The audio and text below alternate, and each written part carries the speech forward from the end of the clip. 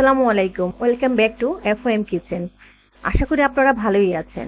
আর আজকে আমি আপনাদের জন্য নিয়ে এসেছি গরুর মাংস দিয়ে অনেক মজাদার একটি কুরমা রান্না। আর যা খেতে কিনা অনেক অনেক মজা। আর রান্না করে কিন্তু আপনি আপনাদের পরিবারের সবার মন জোগাড় করে ফেলতে পারেন। ট্রাস্ট মি, এই রেসিপিটা যে এত মজা হবে তা বলে বোঝানোর মতো না। আর এটা কিন্তু ক্রিমি টেক্সচার আসছে। চলুন চলে যাই এফএম কিচেনে। এখন একটি কড়াই আমি 1.5 কাপ সয়াবিন তেল দিয়েছি। আর এখানে 1 কাপ আমি পেঁয়াজ কুচি করে আমি বেরেস্তা করে নিব। বেরেস্তা করার সময় কিন্তু অনবরত নাড়তে হবে। দেখেন এভাবে আমি প্রায় 10-12 মিনিট নেড়ে আমি পেঁয়াজ বেরেস্তা করে নিয়েছি। আর পেঁয়াজটা এই অবস্থা থাকতে কিন্তু তুলে নিতে হবে, বেশি ডার্ক করলে কিন্তু পুড়ে যাবে। এখন আমি পেঁয়াজ বেরেস্তাটা ফ্রিজে রেখে দিব। আর এখন সেই তেলেই 2 টুকরা দারচিনি, একটি তেজপাতা এবং 3টি এলাচ আমি দিয়ে কিছুক্ষণ নেড়ে নিব। এখন এখানে দিচ্ছি 1.5 কেজি গরুর মাংস, কলিজা সহ দিয়েছি। এটা আপনারা মাটন দিয়েও করতে পারেন। এটা গরুর মাংস আমি প্রায় 10-15 মিনিট এভাবে ভেজে নিব। দেখেন গরুর মাংস থেকে কিন্তু পানি উঠে এসেছে। আর গরুর মাংসটা যখন এভাবে পানি উঠে আসবে, এখন দিয়ে দিচ্ছি 3 টেবিল চামচ আদা বাটা এবং 3 টেবিল চামচ রসুন বাটা দিয়ে আমি আবারও প্রায় 15-20 মিনিট আমি ভেজে নিব। এখন দিয়ে দিচ্ছি 2 চামচ মরিচের গুঁড়া এবং 2 চামচ ধনিয়া গুঁড়া এবং স্বাদমতো লবণ। এখানে কিন্তু হলুদের গুঁড়া দেয়া যাবে না, এটা বিফ কুরমা। এখন এই মশলা দিয়ে আমি অনেকক্ষণ কষিয়ে যখন তেলের উপর উঠে আসবে তখন আমি 1 চামচ জিরা বাটা দিয়ে দিলাম। দেখেন দেখতেই কত ইয়াম্মি লাগছে, তাই না?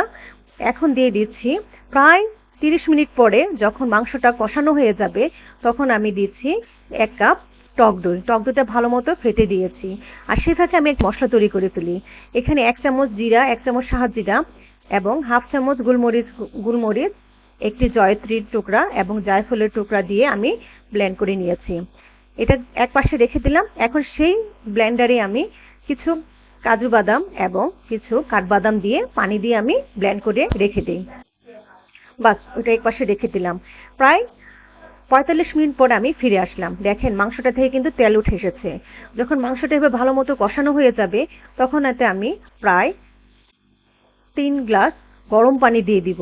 আর গরম পানিটা এমনভাবে দিতে হবে, পানি দিয়ে দিয়ে কিন্তু কষাতে হবে, তাহলে কিন্তু মাংসটা ভালো মতো সিদ্ধ হবে। এখন আমি প্রায় এখানে 7 বার করে গরম পানি দিয়েছি। গরম পানি দিয়ে আমি সিদ্ধ করে নিয়েছি। প্রায় আমার সময় লেগেছে 1 ঘন্টা। আমি 1 ঘন্টা পরে এখন এর যে ফ্রিজে রেখেছিলাম পেঁয়াজ বেরেস্তাটা, সেটা হাত দিয়ে ক্রাশ করে নিয়েছি।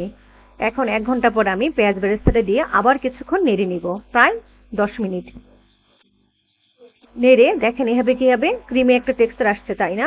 এখন সেই বাদাম বাটাটা আমি দিয়ে দিব। বাদামটা দিয়ে আমি প্রায় 5-6 মিনিট রান্না করে নিব।